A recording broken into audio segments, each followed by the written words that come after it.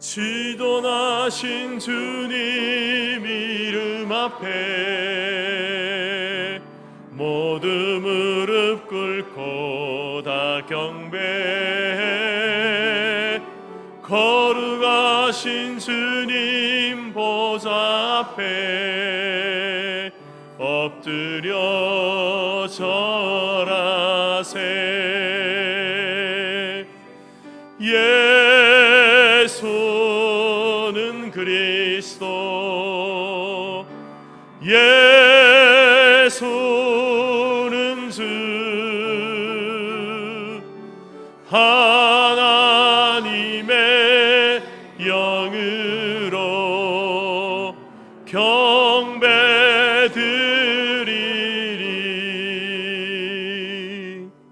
아멘. 내 부모를 공경하라. 그리하면 내 하나님 여호와가 내게 준 땅에서 내 생명이 길리라. 아멘.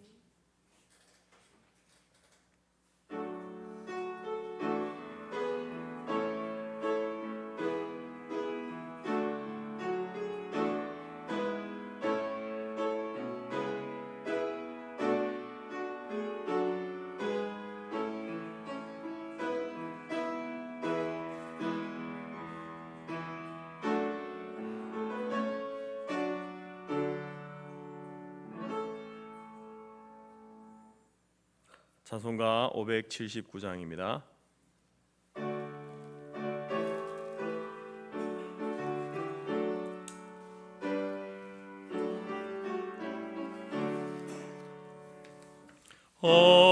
어머니의 넓은 사랑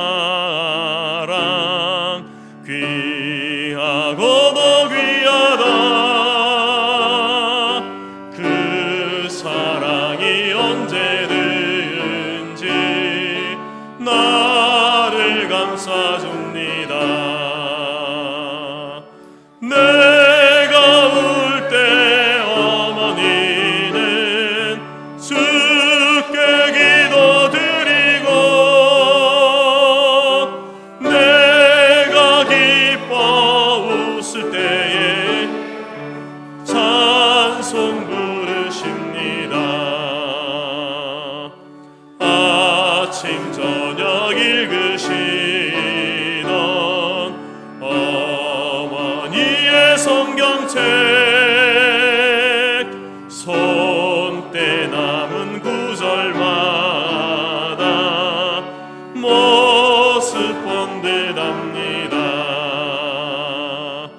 믿는 자는 누구든지 영생함을 얻으리. 들려주신 귀한 말씀 이제 힘이 됩니다. 홀로 누워 괴로울 때, 헤매다가 지칠 때 부르시던 소리 귀에 살아옵니다. 반석에서 샘물 나고 황무지가 꽃피니 예수님과 동행하면 두려울 것 없어라. 온유하고 겸손하며 올바르고 굳세게 어머니의 뜻 받들어 보람있게 살리라. 풍파 많은 세상에서 선한 싸움 싸우다 생명신에 흐르는 곳 길이 함께 살리라. 아멘. 찬송가 뒤편에 교동문 98번 어버이 주일입니다.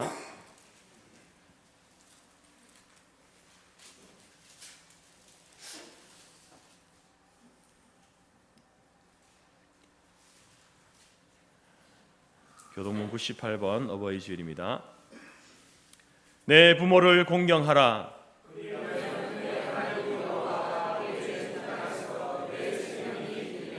내 아들아, 내 아비의 훈계를 들으며 내 어미의 법을 떠나지 말라.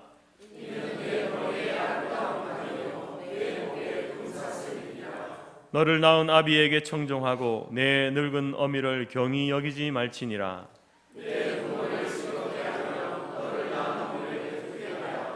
자녀들아, 주 안에서 너희 부모에게 순종하라. 이것이 옳으니라. 내 아버지와 어머니를 공경하라. 이것은 약속이 있는 첫 계명이니 이로써 내가 잘되고 땅에서 장수하리라. 아멘.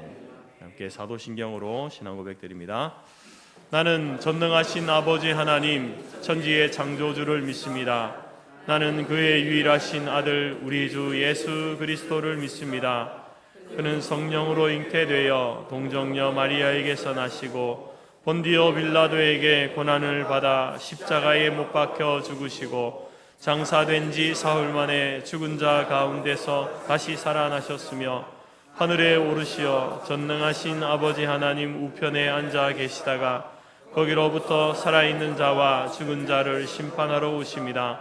나는 성령을 믿으며 거룩한 공교회와 성도의 교제와 죄를 용서받는 것과 몸의 부활과 영생을 믿습니다. 아멘. 자리에 앉으시겠습니다. 559장입니다.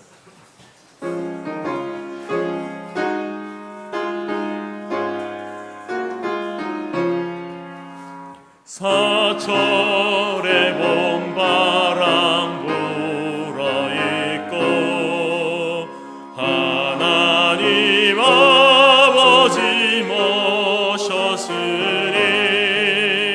믿음의 반석도 든든하다. 우리 집 즐거운 동산이라. 고마워라 임마누엘 예수만 섬기는 우리 집. 고마워라 임마누엘 복되고 즐거운 하루하루.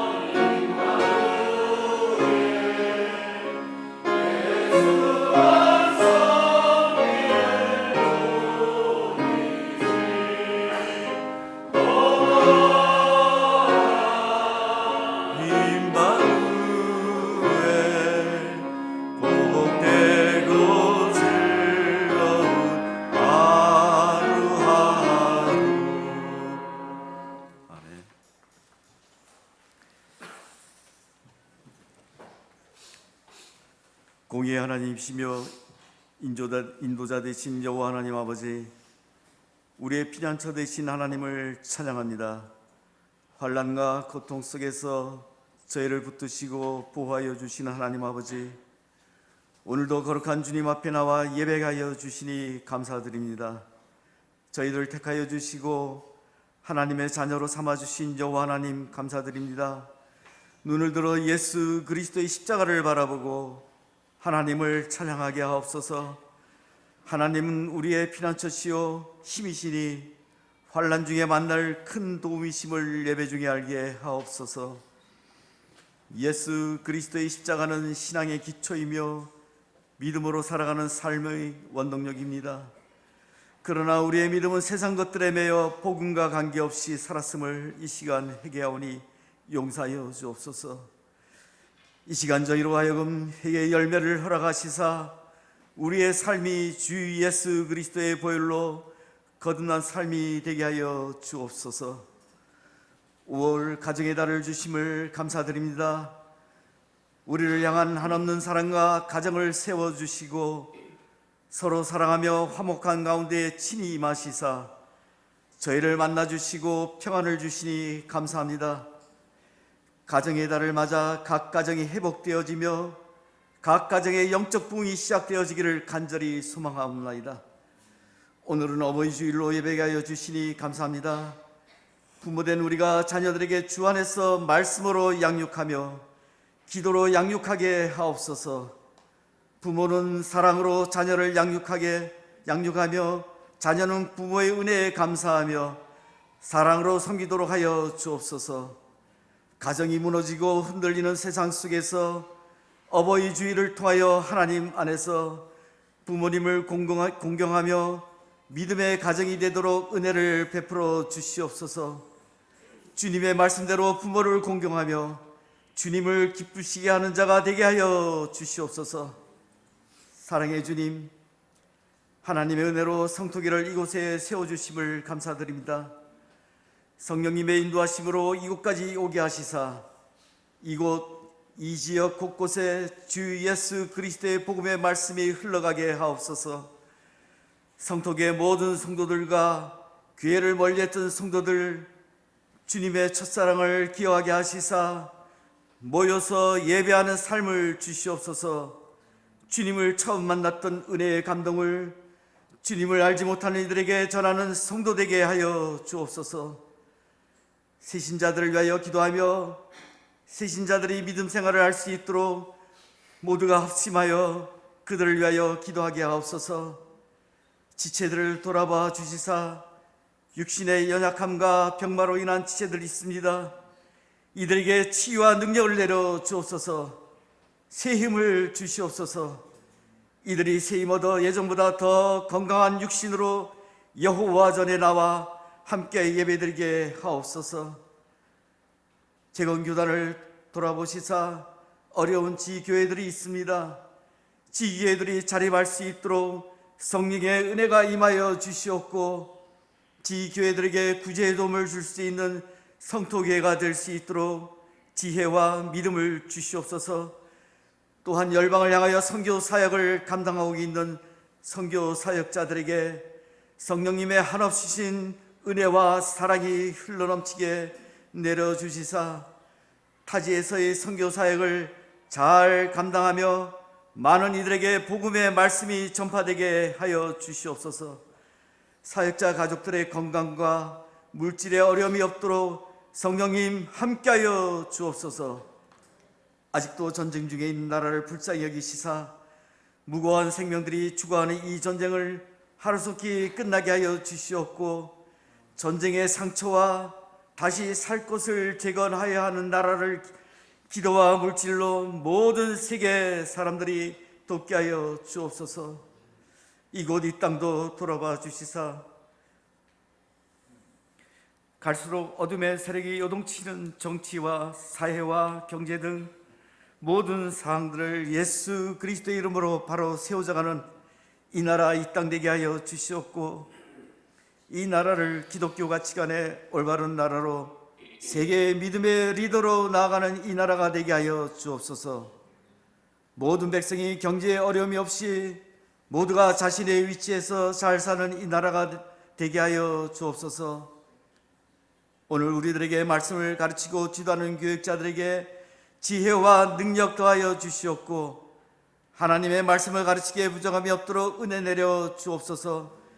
담임 목사님, 하나님의 말씀을 전하는 자로 세워주시사 진리 안에서 강건하며 말씀 안에서 능력을 입어 하나님의 말씀을 전하는 선지자의 직분을 잘 감당하게 하옵소서. 부교육자에게 동일한 은혜를 주시옵고 맡은 부서에서 최선을 다하는 자 되게 하옵소서. 주님의 말씀을 듣는 이 시간, 성령 하나님 이곳에 임재하시사 이곳 성전 예배 자리에 있는 모든 성도들에게 은혜의 시간 되게 하여 주시옵고 주님을 만나는 시간 되게 하여 주시옵소서. 갈급한 심령을 가지고 나온 성도들에게 말씀을 통하여 삶이 변하여지며 성도에게 하여 주시기를 간구하며, 오늘도 살아계셔서 우리의 삶을 주관하시며 참 스승 되신 예수 그리스도의 이름으로 기도드리옵나이다. 아멘.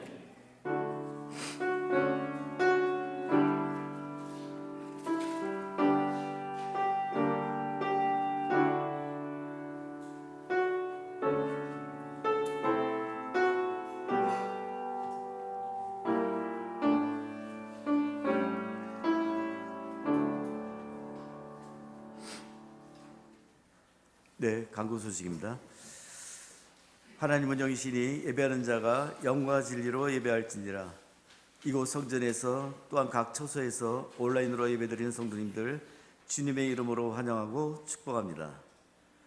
5월은 가정의 달입니다. 자녀를 신앙으로 양육하고 축복하는 5일 주일은 어린이 주일로 섬겼고, 부모님을 공경하고 기쁘게 해드리는 오늘 10일 주일은 어버이 주일입니다. 주일학교 교사들을 위하고 축복하는 19일 주일은 교사 주일로 섬기겠고, 아내는 남편을 존중하고 사랑하는 26일 주일은 부부 주일로 지키게 됩니다. 우리 가정을 성경적 가치 위에 사랑의 관계 속에 사명적 공동체로 세워가는 기간이 됩시다. 오늘 2시 주일 오후 성경 공부가 있습니다. 또한 집으로 귀가하실 때 반드시 귀가 전도하시기를 바랍니다. 재건 아름다운 게 임직 감사 예배가 있습니다. 5월 18일 토요일 날 오전 11시 창원 재건 아름다운 교회당에서 장로 이은기 권사 임소율 임직식이 있습니다. 5월 19일 주일은 총회 교육주일입니다. 총회 교육위원회에서 해마다 교육 현장의 이야기를 공모하며 근성 모범교사를 위로합니다. 추천하실 분과 공모에 참여하실 분은 박창근 전도사에게 문의하여 주시기를 바랍니다.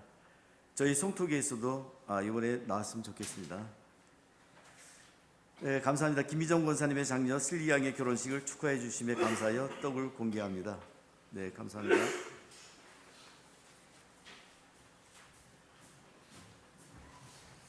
찬송가 218장 찬양하면서 준비한 예물 드리겠습니다.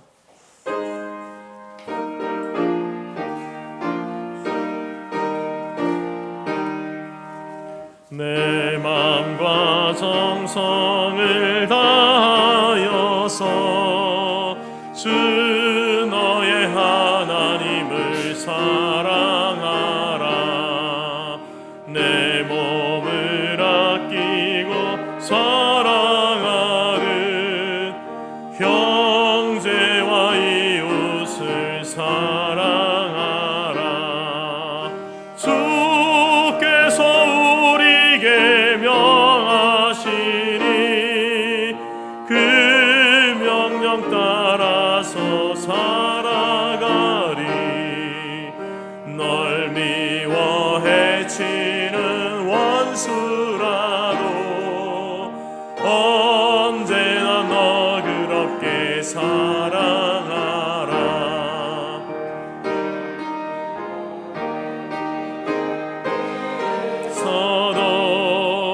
신실한 마음으로 복을 빌라. 주께서 우리에게 명하시니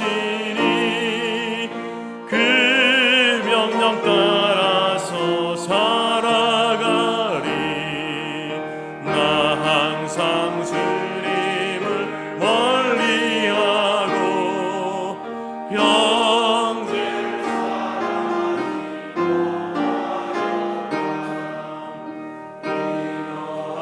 죄인을 사랑하사 주께서 몸 버려 죽으셨다.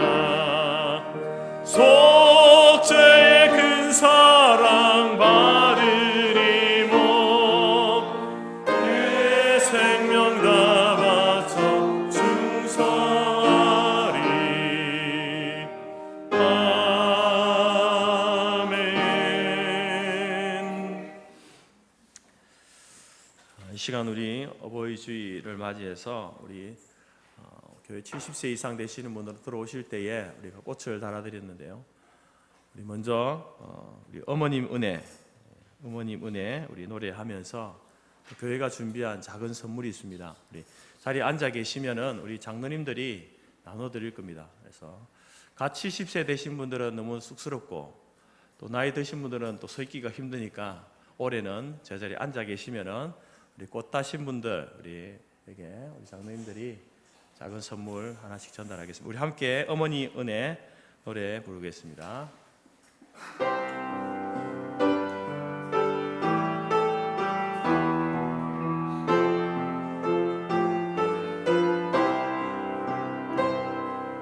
높고 높은 하늘이라 말들 하지마.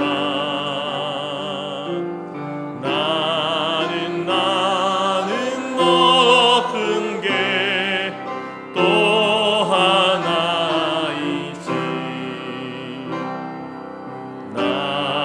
낳으시고 기르시는 어머님을 푸른 하늘 그보다도 높은 것 같아. 넓고 넓은 바다라고 말들 하지만 나는 넓은 게 또 하나 있지. 사랑되라 이르시는 어머님을 푸른 바다 그보다도 넓은 것 같아. 산이라도 바다라도 따를 수 없는 어머님의 큰 사랑, 거룩한 사랑. 날마다 주님 앞에 감사드리자. 사랑의 어머님을 주시는 애를. 감사합니다. 이 가사를 윤춘병이라는 분이 작곡하셨는데 이분이 이제 감리교 목사이십니다. 그래서 우리 3절 가사에 보게 되면 이제 그 부모님 주신 하나님의 사랑에 감사하자 이런 가사도 들어간 것 같습니다. 그리고 오늘 우리 지난 4월 28일 결혼을 했는데요. 우리 심용선 오슬기 양, 김미정 권사님의 큰딸 결혼식이 있었습니다. 그래서 오늘 사위는 직장 출근 때문에 참석 못했고 딸이 참석했습니다. 슬기 양 앞으로 나오세요. 원래 같이 사야 되는데 일부 예외도 참석을 했었거든요. 그래서 오늘 또 어머니 식사 당번이라고 또 나왔습니다. 이 앞에서 여러분 앞에 인사를 드립니다. 차렷 인사. 오전에 말씀드린 것처럼 우리 김미정 권사님 어머니를 신앙적으로 기쁘게 해드리는 그런 우리 딸 가정 되기를 바랍니다. 함께 기도하겠습니다. 하나님 아버지 감사합니다. 오늘 어버이 주일을 맞이하면서 또 우리에게 허락하신 육신의 부모님을 또 기억하고 생각하며 그분의 헌신과 사랑에 또 감사하는 귀한 시간 주심을 감사합니다. 오늘 나의 나됨이 하나님의 은혜이지만 또 하나님께서 이 땅 가운데 하나님의 대리자로서 부모님을 주셨기에 우리가 이 땅에 있음을 고백하며 그분의 사랑과 헌신을 통해서 지금까지 또 우리가 살아올 수 있었고 살아왔음을 고백하며 감사를 드립니다. 살아계신 부모님을 향하여서 우리 성경이 우리에게 가르치는 바대로 공경하고 또 효를 다하는, 그래서 땅에서 잘되고 장수하는 복을 누리는 우리 모든 성도의 가정들이 되게 하여 주옵소서. 특별히 육신의 부모님들, 또 우리 성토교회 믿음의 부모님들, 날마다 육신의 강건함을 붙들어 주시고 또 영적으로 하나님 깨어 있어서 늘 주님의 오심을 기다리며 주님 부르실 그날을 기다리며 기도하며 천국을 소망하며 살아갈 수 있는 우리 모든 육신의 부모님 또 믿음의 부모님들 될 수 있도록 인도하여 주옵소서.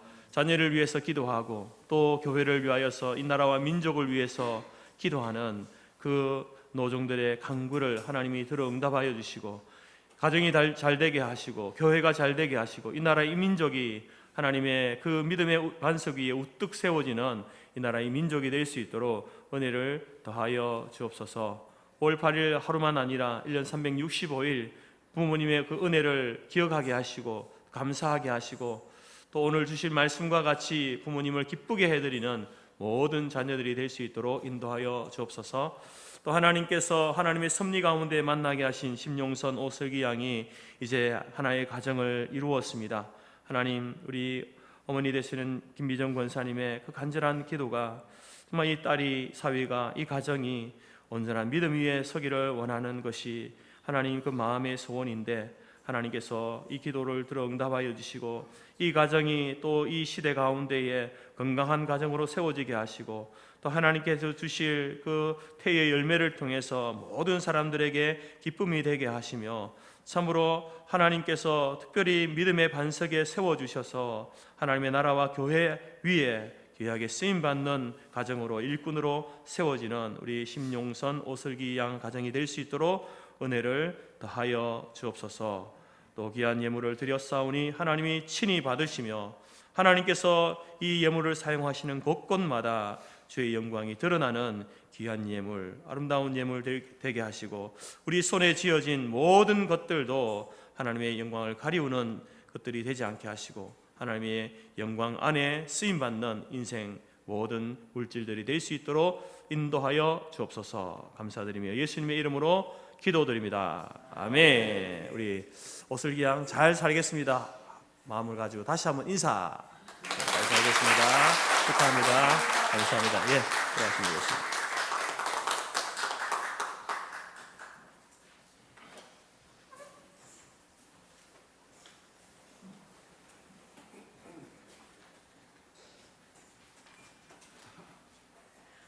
하나님이 우리에게 주신 말씀은 잠언 23장 22절과 25절이며 구약 936페이지입니다. 앞 화면에도 있습니다. 22절, 너를 낳은 아비에게 청종하고 내 늙은 어미를 경히 여기지 말지니라. 25절, 내 부모를 즐겁게 하며 너를 낳은 어미를 기쁘게 하라. 아멘.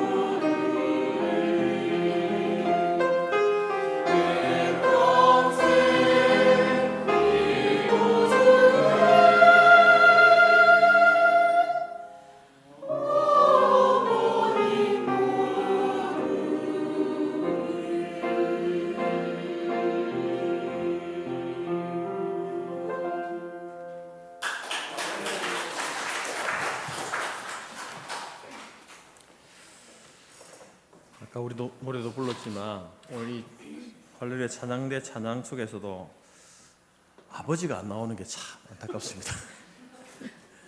하지만 그 속에 또 아버지의 사랑도 있음을 우리가 좀 기억해야 되겠습니다. 5월 8일 어버이날 이제 지났지만 오늘 이제 어버이 주일을 맞이해서 우리 다시 한번 부모 공경에 대한 차원의 말씀을 통해서 우리가 한번 침을 맞기를 원합니다. 이 잠언이 침이다, 따끔하게 맞는 침이다라는 그런 의미가 있다라고 말씀드렸습니다. 그래서 이 침을 맞으면서 우리의 연약한 부분들 회복되고 또 새롭게 우리가 다시 한번 말씀을 통해서 또 우리의 삶이 회복되는 그런 은혜가 있기를 바랍니다. 먼저 이 부모님 효도, 공경에 대한 두 가지 감동을 주는 그리고 우리에게 도전이 되는 이야기를 말씀을 드리면서 시작하려고 합니다. 여러분들이 여러 경로를 통해서 이미 들었던 이야기일 수도 있지만 다시 한 번 더 말씀드리고자 합니다. 먼저 조선시대에 있었던 이 고려장이라고 하는 그 나쁜 풍습에 대한 이야기인데요. 고려장은 이제 나이 드신 어머니를 이제 이렇게 거동이 불편한 그 부모님을 지게에다가 이렇게 지고 며칠 먹을 음식을 준비해서 산속에다 갖다 이렇게 버리는 풍습 아니었습니까? 어느 시골 마을에 이제 한 아들이 노모를 모시고 살았는데 하루는 이제 아들이 어머니에게 이야기합니다. 어머니, 저와 함께 어디 갈 데가 있습니다. 어머니 거동이 불편하니까 그 어머니를 이제 지게에 지고 이렇게 어머니를 모시고 이렇게 집을 떠나게 됩니다. 이제 아들이 이제 계속해서 이렇게 산길을 계속 걸어가다 보니까 등에서 이마에서 땀이 나지 않습니까? 그래서 이게 힘들어하는 아들을 보면서 어머니가 아들아 조금 쉬었다 가자. 너 힘드니까 조금 쉬었다 가자. 이렇게 합니다. 어머니는 자기를 버리러 간다는 걸 알면서도 힘들어하는 아들을 좀 쉬게 하고 싶은 마음이 어머니의 사랑인 것 같습니다. 하지만 아들은 아무 말도 못한 채 입을 꼭 다문 채 계속해서 이제 산속으로 깊은 산속으로 들어가게 됩니다. 그러자 어머니는 이제 지게 위에 있으면서 깊은 산속으로 들어가니까 이제 계속해서 나뭇가지를 꺾어서 길에다 이렇게 버리는 겁니다. 아들이 아니 어머니 힘도 없는데 왜 자꾸 나뭇가지를 그렇게 잡고 꺾고 있습니까? 하니까 어머니가 하는 말이 나중에 네가 이 깊은 산속을 이제 내려올 때에 길을 잃어버릴까봐 길을 잃지 말라고 그렇게 표시를 해두는 거야라고 이렇게 이야기하는 겁니다.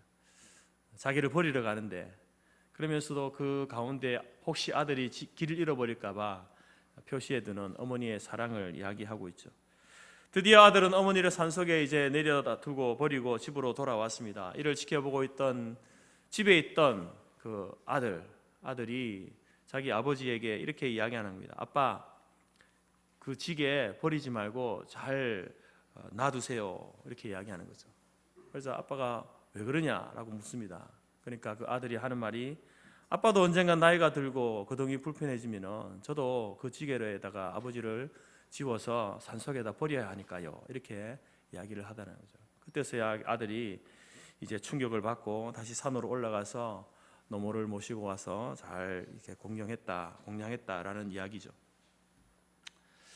오래전에 작고하신 한글 학자 이승영 박사가 이제 자기 제자들이 자기에게 이렇게 결혼 주례를 계속 부탁해 오는 겁니다. 그래서 이제 결혼 주례를 해주는 조건이 있다. 이 조건이 네가 대답을 해야만 내가 주례를 해줄 수 있다. 그 조건이 뭐냐면은 결혼하면 반드시 내 양가 부모에게 효도하겠다라고 약속을 해라.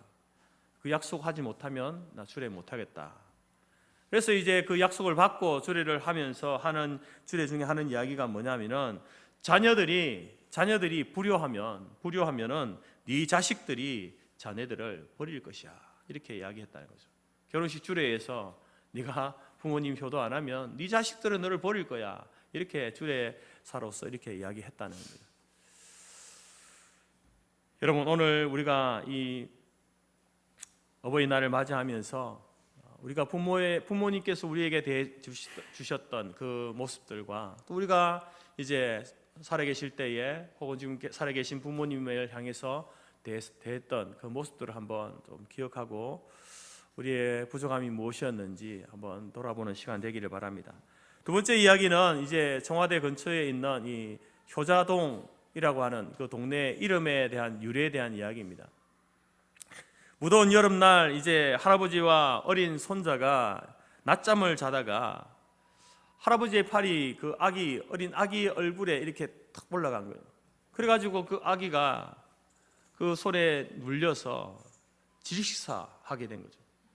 그 모습을 본 며느리가 너무도 놀라서 죽은 아이를 이렇게 들쳐 안고 남편이 일하고 있는 밭으로 달려가서 울면서 이렇게 막 이야기를 하는 거죠. 자초지종을 막 이야기할 때에 그 아버지가 그 죽은 아이의 아버지가 바로 그 죽은 아이의 뺨을 후려 갈기는 때리는 겁니다. 그러면서 하는 말이 뭐냐면은 바로 이 불효자식아, 네가 죽은 것을 할아버지가 알면은 얼마나 가슴이 상심이 되고 가슴이 아프겠느냐 하면서 이렇게 뺨을 후려 갈기는 거죠. 근데 그때 갑자기 놀라운 일이 났습니다. 그 아이가 죽은 아이의 뺨을 때릴 때에 죽은 아이가 다시 살아난 것이죠. 이 소문이 이제 임금님 귀에까지 들리게 되어지고, 그래서 그 효자 아들에게 큰 상을 내리면서 그가 사는 그 동네 이름을 효자동, 효자가 사는 동네라고 해서 효자동이라고 이렇게 불렀다고 합니다. 여러분, 이 부모 공경에 대한 이러한 이야기들은 우리는 뭐 수시로 학교에서도 여러분들 학교 다닐 때에 계속해서 부모에게 효도해야 된다 그런 이야기들을 들었고, 또 책에서도 여러분 여러 책에서 부모 공경에 대한 뭐 여러 비유의 이야기들을 많이 우리가 보았고 읽었고, 또 교회 안에서도 늘 교회에서는 가정의 날이 되면은 늘 항상 하는 이야기가 부모 공경해야 된다, 효도해야 된다. 효도하는 것이 바로 하나님께서 우리에게 명령하신 것이다. 첫 번째 계명이다. 이렇게 우리가 듣고 배웁니다. 그렇게 많이 우리가 배우고 듣고 그렇게 있지만, 그러나 시대가 가면 갈수록 효도하는 자녀들이 점점 줄어들고 있다는 거죠. 불효하는 자식들이 많아지고 있다는 겁니다. 왜 그럴까? 왜 이런 일이 일어날까? 2019년 경기도 일자리 재단에서 2030 세대에게 설문조사를 했습니다. 그 질문이 뭐냐면은 당신이 부모님에 대한 그 효도 점수, 당신 스스로에게 부모님에 대한 효도 점수를 준다고 한다면 몇 점 정도 되겠습니까? 이런 질문을 했을 때에 5,490명이 응답을 했는데 그중에 23%가 저는 40점입니다. 그리고 또 20.9%가 저는 50점입니다. 16.3%가 저는 60점입니다. 그래서 평균 점수가 몇 점이냐면 2030 젊은 자녀들, 청년들 아닙니까? 평균이 56점이라는 거예요. 이제 절반에서 조금 넘는 그런 어떤 효도 점수를 자기 스스로가 매기더라는 거죠. 왜 이렇게 부모에 대해서 부모 공경하는 일을, 효도하는 일을 제대로 하지 못하는가에 대해서 이제 질문했을 때 그 이유에 대한 절반가량이 뭐라고 했냐면은 바빠서, 생활이 바빠서, 대학생들은 공부한다고 바쁘고, 또 이제 사회 초년생들은 이제 직장에 들어가서 직장 일을 한다고 이제 거기에 적응하느라 바쁘고, 그래서 부모님들에 대해서 제대로 챙기지 못하고 섬기지 못하는 모습이었다는 겁니다. 여러분 이 시대가 그런 시대니까 대부분의 부모님들은요, 그래 지금 이제 우리 아들이 아직 공부하고 있고 이제 사회 초년생인데 무슨 내가 그 아들한테 그 자녀들한테 효도를 바라겠는가, 그렇게 스스로를 이게 위로하지만, 그러나 그것을 우리가 이해는 하지만, 그러나 여러분 참으로 이러한 시대를 살아가는 부모님들의 입장에서는요 좀 가슴 아픈 일이죠. 그러나 여러분 과연 그 바쁘다는 이유, 생활이 바쁘다는 그 이유만이 이유겠습니까? 거기에 대한요 가장 근본적인 이유에 대해서는요 성경이 우리에게 답을 주고 있습니다. 오늘 성경은 우리가 살아가는 이 세대를 종말의 시대다, 말세다 이렇게 이야기합니다. 주님의 재림이 가까울수록 이 종말의 끝을 우리가 향해 가고 있는데, 그때가 되면 될수록 성경은 뭐라고 이야기하냐면 부모님에 대해서 부모님을 거역하는 패역한 자식들이 많아질 것이다 이렇게 이야기합니다. 성경이 진단하고 있는 겁니다. 디모데후서 3장에서 이것을 알라, 말세에 고통하는 때가 이르러 사람들은 자기를 사랑하며 돈을 사랑하며 자랑하며 교만하며 비방하며 부모를 거역하며 감사하지 아니하며, 마지막 때 종말의 때 일어나는 현상 가운데 하나가 뭡니까? 자기를 사랑한다. 다른 사람보다 자기를 사랑한다. 자기 사랑, 에고이즘이 강해진다는 거죠. 자기애가 강해진다는 겁니다. 돈을 사랑한다는 거예요. 돈을 사랑한다. 자랑한다는 거죠. 자기의 것들을 자랑하고 교만하고 다른 사람에 대해서 비방하는 일들이 많아지고요. 그리고 또 하나, 부모를 거역하는 사람들이 많아진다. 감사함에 대해 알지 못하고 감사하지 않는 자들이 많아진다. 이게 여러분 종말의 끝, 마지막 말세 지말이 되면 될수록, 가까울수록 그러한 사회가 그러한 모습으로, 사람들이 그러한 모습으로 변해져 갈 것이다. 성경이 우리에게 예언하고 진단하고 있다라는 겁니다. 여러분 오늘 우리 모든 성토교회 성도들은 이 종말의 시대를 살아가지만, 그러한 어떤 이 불효한 세상의 그러한 편성에서 함께 부모를 거역하고 감사하지 않는 그러한 삶이 아니라, 그동안 우리의 모습 가운데 살아계신 부모님, 이미 작고하셨지만 돌아가셨지만 그 부모님에 대해서 내가 효도하지 못한 것에 대해서 회개하고 다시 한번 부모 공경, 효도에 힘쓰는 자녀가 되겠다라고 결단하는 저와 여러분이 될 수 있기를 간절히 바랍니다. 이를 위해서 이제 우리가 맞아야 할 이 잠언의 침은요, 첫 번째는 뭐냐면은 잠언 23장 25절 말씀입니다. 내 부모를 즐겁게 하며 너 낳은 어미를 기쁘게 하라.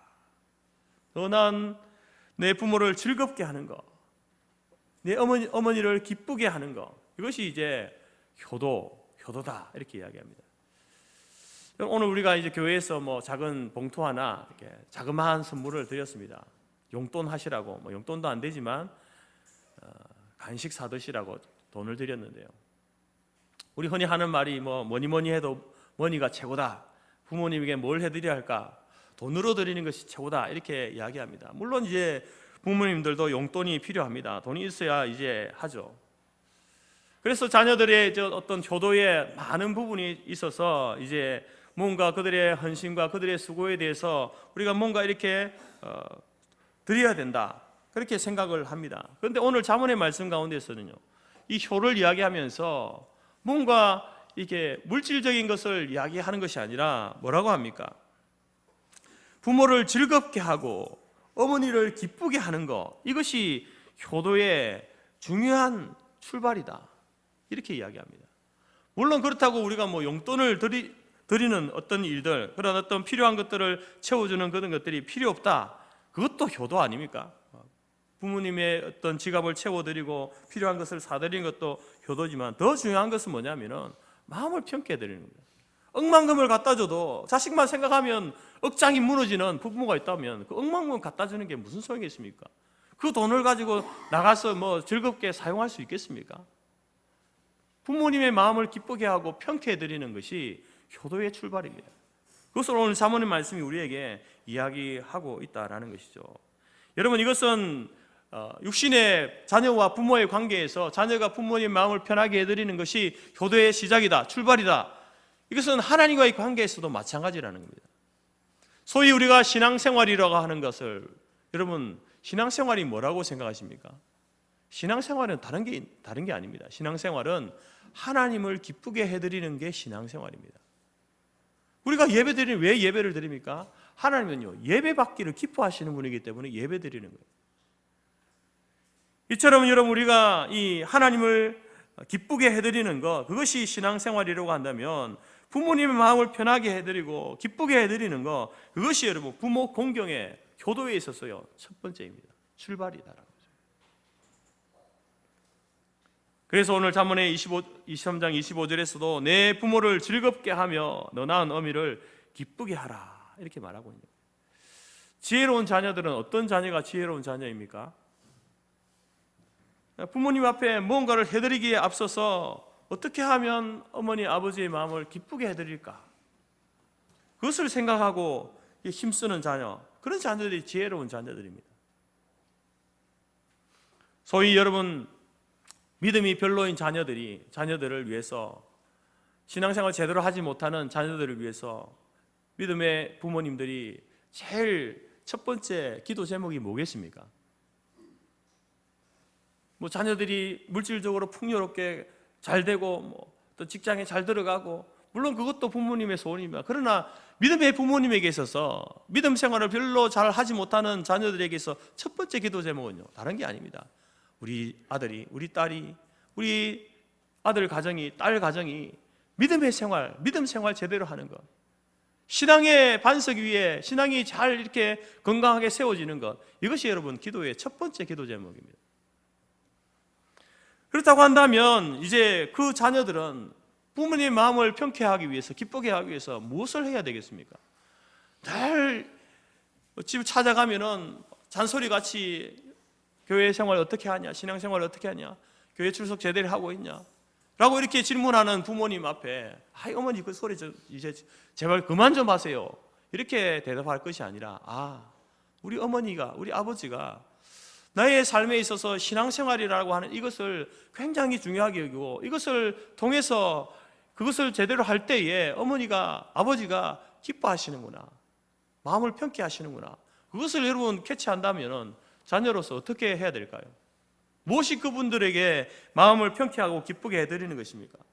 하나님을 바르게 믿는 것, 제대로 믿는 것, 제대로 신앙생활 하는 것, 열심히 신앙생활하고 주일 잘 지키고 헌금생활 제대로 하는 것, 그 삶 아니겠습니까? 그 삶을 통해서 우리는 부모님은 마음이 기쁜 겁니다. 마음을 평케 해드린다라는 겁니다. 나머지 문제들은 두 번째입니다. 두 번째. 첫 번째 그것이 해결되어져야만 나머지 것들이 기쁜 것이지, 첫 번째 그것이 해결되지 않는데 나머지가 잘 된다고 해서 마냥 기뻐할 부모는 없다라는 것입니다. 또한 시집장가간 자녀들이 결혼 생활을 원만하지 못하게 한다고 한다면 누가 가장 큰 염려하고 가장 안타까워하겠습니까? 부모님 아니겠습니까? 부모님 마음을 평케 해드리기 위해서라도 우리는 화목한 가정을 만들어 가야 하는 겁니다. 그렇게 노력하는 것이 효도다라는 것이죠. 여러분, 육신의 부모님들이 아직 살아 계십니까? 그렇다고 한다면 여러분 부디 부모님의 마음을 기쁘게 해드리는 자녀들이 다 될 수 있기를 바랍니다. 두 번째 맞아야 할 침은요, 잠언 23장 22절 말씀인데요, 너 낳은 아비에게 청종하고 내 늙은 어미를 경히 여기지 말라. 한마디로 해서 부모 공경입니다. 공경. 여러분, 이 말씀은 이제 나이 드신 부모님의 그 말씀을 가볍게 여기지 말고 순종하라라는 교훈입니다. 만일 부모님의 말씀을 가볍게 여기고 무시하고 조롱하고 그렇게 되면 하나님께서 어떤 저주를 내리신다고 경고하고 있냐면은 잠언 30장 17절에 이렇게 이야기합니다. 아비를 조롱하며 어미 순종하기를 싫어하는 자의 눈은 골짜기에 까마귀에게 쪼이고 독수리 새끼에게 먹히리라. 부모님을 공경하지 않는 자는요, 까마귀에게 눈이 쪼이고 독수리에게 먹힌다, 눈알이 먹힌다는 겁니다. 물론 이 비유적인 표현이지만 그렇게 하나님께서 이렇게 효도하지 않는, 부모를 공경하지 않는 자녀에 대해서 하나님께서 징계하시겠다, 이렇게 말씀하고 있는 겁니다. 그래서 여러분, 신구약 성경에서는 살아계신 부모를 향하여서 공경하라, 효도하라, 이 말씀을요 계속해서 하고 있습니다. 여러분, 공경한다라는 이 말의 히브리어 단어는요 카베드라는 말입니다. 카베드, 무겁다라는 그런 뜻이 그 속에 있는데요, 카베드라는 이 단어를 영어 성경에서 보게 되면요 언어, 존경이라는 표현입니다. 그러니까 카베드라는 말을 영어로 번역하면서 존경, 우리나라 말로는 공경, 이렇게 번역을 한 거예요. 이 말이 무슨 의미냐면은 바로 부모님을 공경한다라는 말은요, 존경한다는 말은요, 그분의 그 권위를 인정한다는 말이에요. 권위, 그 권위와 권세를 인정하고 세워드린다라는 말입니다. 여러분, 부모님이 우리보다 배운 것이 짧다고 해서, 혹은 가진 것이 적고 우리에게 나누어 줄 것이 별로 없다고 해서, 연세가 많고 기력이 쇠하여졌다고 해서, 실수를 많이 하고 귀가 어둡고 눈이 어두워졌다고 해서 여러분 무시해서는 안 된다는 겁니다.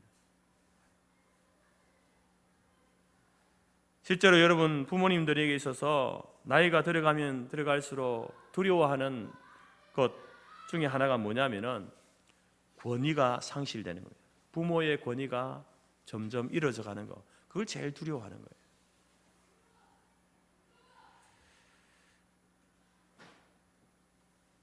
직장을 다니고 세상에서 일을 할 때에는 그나마 이제 그 부모님으로서의 어떤 권위들이 세워지지만, 이제 그 모든 것들에서 은퇴하고 있을 때에는요, 이제 아들 눈치 보고 딸 눈치 보고 손자들 눈치 봐야 되고, 더 나아가서 이제 집에 있는 강아지 눈치까지도 봐야 되는 그런 신세가 되어질 때에 자신의 그 모습이 처량한 거예요.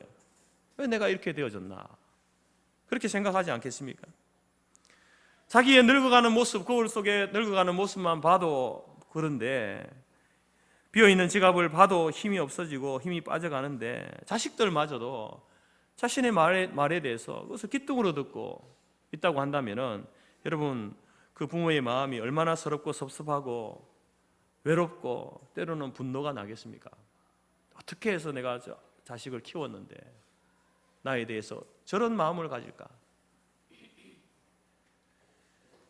여러분, 그래서 성경은 이 부모님의 권위를 강조하고 있고, 자녀들은 부모님께 공경할 것을 엄하게 명하고 있습니다. 왜 그러냐면 부모님은요 이 땅에서의 하나님의 대리자입니다. 부모님의 그 권위와 권세가 어디로부터 왔냐면 하나님께로부터 온 거예요. 그래서 눈에 보이는 부모를 향해서 효도하라. 부모를 효도하지 않는 자녀가 눈에 보이지 않는 하나님을 어떻게 섬기겠습니까? 섬길 수 있습니까? 모든 권위, 권세의 근원 되시는 그 하나님을, 보이지 않는 하나님을 그 사람이 제대로 섬기는지 아닌지 어떻게 알 수 있습니까? 하나님께서는요 그것을 바로 육신의 부모님을 향하여서 공경하느냐, 효도하느냐, 이것을 통해서 보시겠다는 겁니다. 그래서 부모에게 효도하지 않는 그 자녀에 대해서 여러분 분명히 엄하게 경고하시면서, 바로 네 부모 순종하기를 싫어하는 자는 그 눈은 골짜기에 까마귀에게 쪼이고 독수리 새끼에게 먹히리라, 이렇게 하나님께서 징계하시겠다는 겁니다. 철저하게 징계하시겠다는 겁니다. 그러나 반면에 부모님을 공경하는 자녀에게는 어떤 약속의 말씀을 주십니까? 출애굽기 20장 12절, 내 부모를 공경하라. 그리하면 내 하나님 여호와가 내게 준 땅에서 내 생명이 길리라. 여러분, 부모님의 권위, 나이가 들어도 심지어 치매가 오셨다고 하더라도 그 부모님의 권위를 인정해드리는, 부모님을 공경하는 자녀들이 될 수 있기를 바랍니다. 그래서 우리는 부모님 공경을 할 때에 눈에 보이지 않는 하나님을 섬기듯이 해야 돼요. 내 부모를 공경하라는 그 10계명의 그 계명은요, 어디하고 연결되어 있습니까? 하나님을 섬기는 것과 제1계명, 2계명과 연결되어 있는 겁니다. 단순히 그냥 육신의 부모니까 섬기는 것이 아니라 그 부모님의 그 권세가, 그 권위가 하나님께로부터 왔기 때문에 부모님을 사랑하고 존경하고 그분을 공경하는 그러한 모습이 마땅히 자녀에게 있어져야 한다. 이제 육신의 부모님이 이 땅에서 다 떠난 분들은요, 여러분 우리 교회 안에 있는 믿음의 부모님들을 잘 섬기십시오. 잘 섬기시기 바랍니다. 우리는 교회 안에서 오랫동안 신앙생활하고 또 삶을 통해서 또 여러분의 어떤 분들은 여러분이 어릴 때 주일학교 교사이기도 하셨고 또 교회 안에서 장로로서 권사로서 이렇게 섬겨 오셨던 분들, 이제는 나이가 들어서 다 은퇴하고 뒤로 다 물러나 있지만 그분들을 여러분 존중히 여기셔야 됩니다. 우리 금요일마다 여러분 70세 이상 되시는 분들이 모여서 예배를 드리거든요. 모임을 갖는 이유는 다른 게 아닙니다. 이제 이분들이 천국 가셔야 하는데 어떻게 하면 이 천국에 대한 확신을 잃어버리지 않고 할 수 있을까? 그래서 매주마다 말씀을 통해서 계속해서 이렇게 말씀을 나누고 또 우리가 교제를 나눕니다. 그런 모임에 여러분들이 때로는 여러분 간식도 좀 제공해 주시고 또 이렇게 나들이 갈 때에 후원도 해 주시고 하십시오. 나는 육신의 부모님이 없으니까 어버이날 뭐 이렇게 쓸쓸하다 그렇게 생각하지 마시고 우리 사랑방 목장, 우리 믿음의 부모님들을 또 우리 교회가 잘 섬기는, 효도하는 그러한 교회가 되기를 바랍니다. 마지막 세 번째로 이제 우리 맞아야 할 치문요, 이 부모님의 필요를 채워드리는 자녀가 되자라는 겁니다. 여러분 우리가 우리 한국 사회에서 이 가난 농군 학교는 잘 알려져 있습니다. 고 김용기 장로님이 세우신 곳인데 이제 그 아들이 김평일 장로님이 이제 그 농군 학교를 이끌고 있는데 이 김평일 장로님의 효도 10계명, 효도 회복 운동을 하고 있거든요. 이 효가 사라지는 그 마지막 때에 이 효가 사라진다는 것을 알기 때문에 어떻게 하면 이 효를 유지하고 회복할까? 그래서 이 효도 회복 운동을 하고 있는 장로님이신데 그분이 이제 효도 10계명을 이렇게 만들었습니다. 그것을 여러분들에게 소개해 드리겠습니다. 여러분은 어떻게 제대로 효도를 행하고 있는지 아닌지를 한번 이 10계명을 통해서 한번 점검하시기 바랍니다. 첫 번째로 이제 효도 10계명의 첫 번째, 우리가 실천해야 될 내용 중에 첫 번째가 뭐냐면은 신앙생활을 잘 하시도록 하자. 우리가 믿음을 가지고 있으니까 제일 우선은 바로 신앙이죠. 우리 부모님이 신앙생활을 잘 할 수 있도록 해드리자. 혹시 우리 부모님 가운데에 아직 예수를 믿지 않는 분이 있다고 한다면 예수님을 소개하고 살아생전에 예수 믿어서 천국 갈 수 있도록 천국 백성이 되어야 하는 것, 이것이 여러분 최고의 효도다. 두 번째로 부모님의 말씀을 잘 듣고 대답을 잘 하자. 경청하고 대답을 잘 해드리자. 저도 효도 잘 하지 못하지만 제가 하려고 하는 것 중에 하나는 뭐냐면은 이제 가끔씩 창원에 내려가면은 이제 어머니가 막 이런저런 이야기를 하시거든요. 그 이야기 들어보면 옛날에 했던 이야기 또 하시고 하십니다. 그러면 저는 그걸 계속 듣습니다. 그게 이렇게 응하면서 계속 듣죠. 근데 우리가 뭐 그럴 때가 있잖아요. 아니 그냥 했던 그 잘 알고 있는 이야기인데 왜 자꾸 하십니까? 이렇게 할 때가 있는데 그렇게 하지 마시고 했던 이야기라도 들었던 이야기라도 여러분 부모님이 하시면요 또 들으세요. 또 듣고 거기에 반응하고 그렇게 해드리는 게 그 어려운 거 아니지 않습니까? 그게 효도라는 거예요. 효도. 세 번째로 부모님 앞에서 밝은 표정을 짓자. 심지어 집에서 한바탕 하고 왔을지라도 부모님 앞에서는 아무 일 없는 듯이 밝은 얼굴로 부모님을 대하는 것이 효도다. 네 번째로 궁금증을 풀어드리자. 어린 애기들 어떻습니까? 자꾸 질문하잖아요. 엄마 이거 뭐예요? 저건 뭐예요? 이거 어떻게 해요? 저거 어떻게 해요? 애기들이 질문하듯이 나이가 드시면요 궁금한 게 많아지는 거예요. 특별히 자녀들에 대해서 궁금한 게 많아집니다. 어릴 때는 이제 같이 살 때는요 아들이 어떻게 지내는지 다 보니까 궁금하지 않은데 이제 분가해서 떨어져서 살다 보니까 어떻게 살았는지 궁금한 거예요. 그래서 이제 이런저런 질문을 막 하죠. 근데 부모로서도 또 자꾸 질문할 수 없으니까 하고 싶은 것도 못할 때가 많습니다. 그때는 그것을 눈치채고 또 여러분의 그 삶의 어떤 환경과 형편에 대해서 이런저런 이야기들을 해드리는 것이 또 효도다라는 거죠. 다섯 번째로는요, 용돈을 정기적으로 드리자. 부모님도 이제 돈이 없으면 불안하죠. 그래서 나름대로 쓰실 곳이 많은데 날짜와 액수를 정해서 여러분들이 부모님에게 용돈을 드리는 정성이 필요합니다. 여섯 번째로 향토적인 음식을 해드리자. 젊은들 자식들의 입맛과 부모의 입맛은 다릅니다. 물론 뭐 신세대 부모님들은 뭐 요즘 젊은이들이 먹는 것도 드시지만 그것을 주식으로 할 수는 없지 않습니까? 옛날에 먹던 그런 음식들이 생각나고 기억나고 먹고 싶고 한데 또 이렇게 뭐 이야기하지 못하죠. 이거 먹고 싶다, 저거 먹고 싶다 이렇게 늘 말할 수 없으니까 자식들이 그것을 잘 알아서 그때그때 잘 챙기는 것, 그것도 효도입니다. 일곱 번째, 외모를 아름답게 꾸며드리자. 나이가 들수록요, 거울 보는 것이 두렵습니다. 잘 안 보잖아요. 그리고 이제 본다 하더라도 옛날처럼 자세가 못 봅니다. 보이지 않거든요. 뭐가 묻었는 것도 잘 안 보이고요. 머리가 흩어져 있는 것도 잘 안 보입니다. 그래서 이제 자식들이 그 부모님의 그 외모를 잘 이렇게 옷이나 신발이나 이런 것들을 잘 이렇게 준비해 드리는 것도 효도입니다. 여덟 번째, 일거리를 찾아 드리자. 적당한 일은 건강에 좋습니다. 그렇다고 해서 뭐 가정에 이제 손자 손주 보는 그것만 자꾸 맡기지 마시고요. 그건 노동이거든요. 노동. 그건 적당하게 해드리고 어머니 아버지가 이렇게 소일거리 할 수 있는 일을 만들어 드리는 거 좋습니다. 그리고 그 일거리에 대해서 또 이제 한 일에 대한 보상도 이렇게 적절하게 해드리는 것도 좋습니다. 아홉 번째로 친구를 자주 만나게 해드리자. 친구들이 다 이제 자꾸 천국으로 가니까 줄어들지 않습니까? 그래서 이제 그 친구들을 좀 자주 만나게 해드리는 거. 가능하면 또 집으로 초청해서 식사 대접해 드리면요, 부모로서는 최고죠. 우리 믿음의 성도들은 이제 교회 안에서 이렇게 신앙생활하면서 이렇게 교회도 분들이 많으니까 교회에 잘 나올 수 있도록 이렇게 자녀들이 이렇게 거동이 불편하시면요, 주일날 또 부모님 댁에 가서 모시고 오고 하는 것도 여러분 효도입니다. 그렇게 해드리시기 바랍니다. 그리고 열 번째로 등을 긁어드리고 손발톱을 깎아드리자. 부모님과 스킨십을 가지라는 거죠.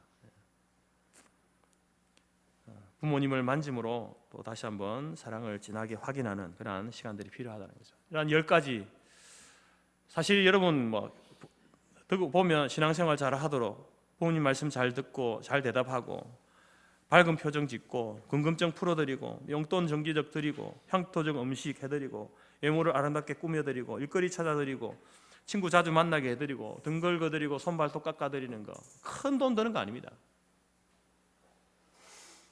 좀 우리가 관심을 가지고 부모님의 살아계신 부모님 언제까지 살아계실지는 모르겠지만 필요한 것들이 뭘까 좀 관심을 가지고 유심히 들여다보면은 알 수 있는 것들이에요.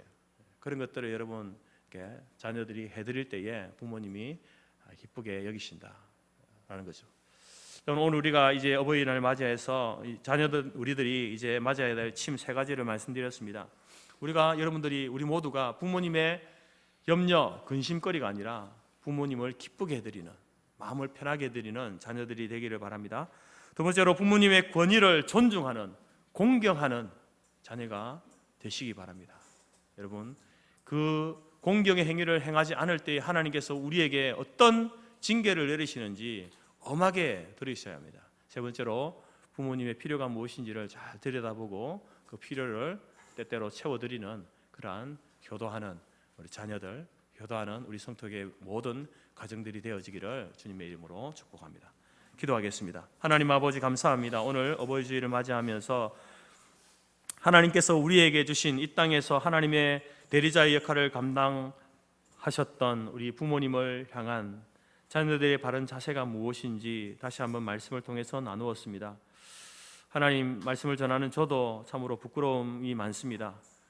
부모님을 향해서 제대로 효도하지 못했던 그런 모습들, 또 말씀을 전하면서 이렇게 해야 되겠다라고 하는 그런 마음의 결단들이 있습니다. 우리 모든 성도들 살아계신 부모님을 향하여서 또 살아계실 때에 기쁨을 드리며 또 공경하고 필요를 채워드리는 효를 다하는 자녀들이 되게 하시고, 이미 육신의 부모님이 이 땅을 떠나 이 땅에 계시지 않는다고 한다면 이제 우리 교회 안에 믿음의 부모님들을 향하여서 또 그들의 삶과 그 사역에 대해서 존중을 표하고 또 공경하는 그런 아름다운 교회 문화가 우리 교회 안에서 자리 잡게 하여 주셔서 참으로 우리 성토교회 모든 성도들 가정들마다 효도하는 가정 되게 하시고, 그 하나님께서 명령하신 부모를 향한 그 효로 인하여서 하나님께서 약속하셨던 땅에서 잘되고 장수하는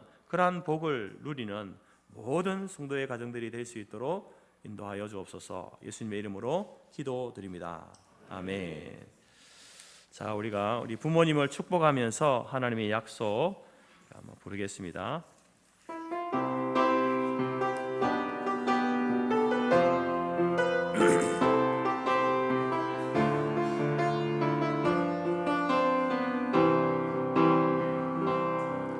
여호와는 너에게 복을 주시기를 원하며 너를 지키시기를 원하시며,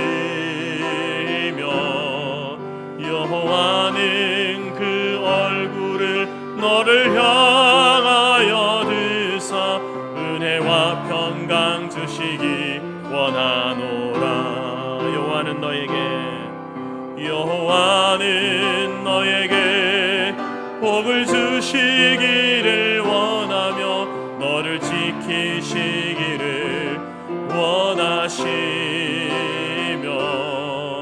여호와는 그 얼굴을 너를 향하여 드사 은혜와 평강 주시기 원하노라.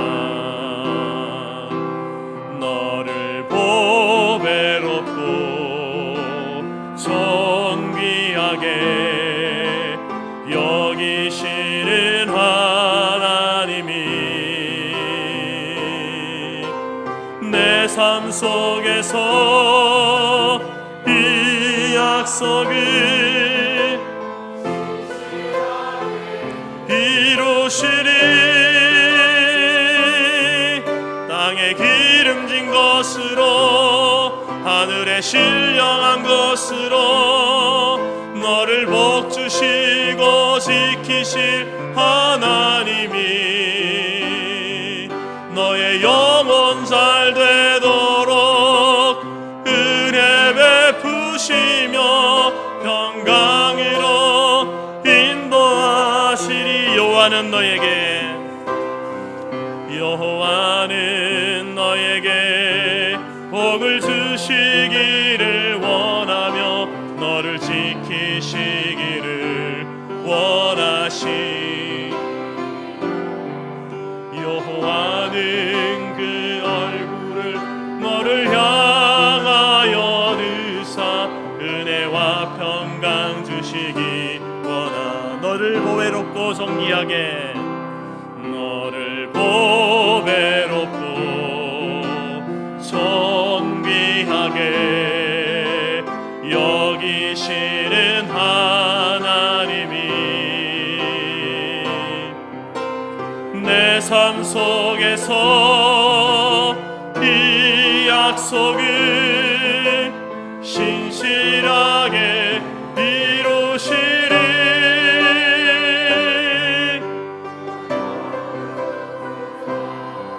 하늘에 신령한 것으로 너를 지키시고 복주실 하나님이 너의 영혼 잘 되도록 은혜 베푸시며 평강으로 인도하시리. 아멘. 축복 기도하겠습니다.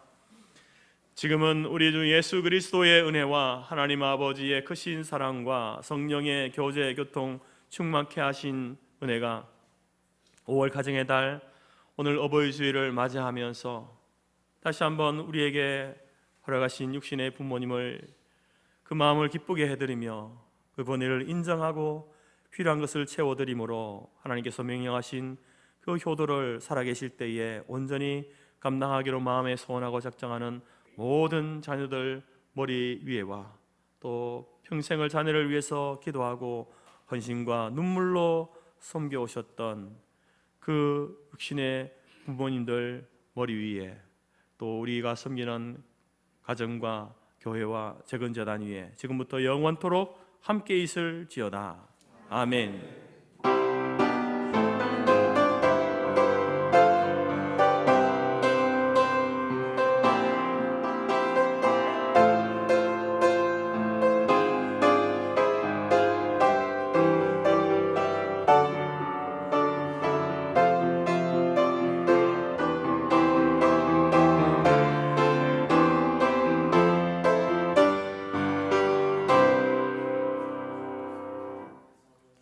감사합니다. 예배를 마쳤습니다. 내려가셔서 식사 교제 나누시기 바랍니다.